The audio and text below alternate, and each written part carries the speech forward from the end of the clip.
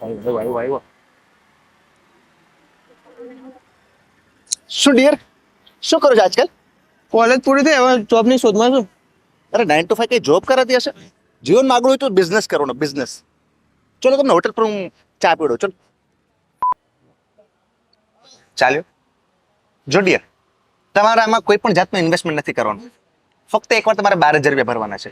તમે ઘરનો સામાન બહારથી લેતા જશે, તેલ, ખાંડ, ચડ્ડી, દૂધ, ઘી, એ બધી વસ્તુ તમારે કંપની પાસેથી લેવાની. કંપનીનો માર્કેટિંગનો ખર્ચો બચાવી એ પૈસા તમને આપશે. સમજાણું? ચા પીઓ.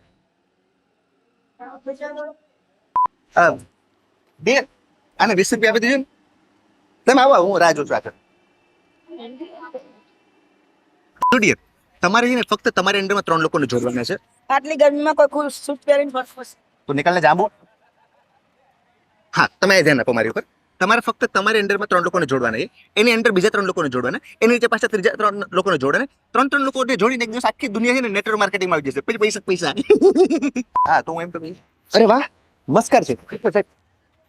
મારે એક ફોટો પાડ દો ને. હા. ડિયર, તમારી ફેવરિટ કાર કઈ? અલ્ટો. અલ્ટો છે. ઓડી.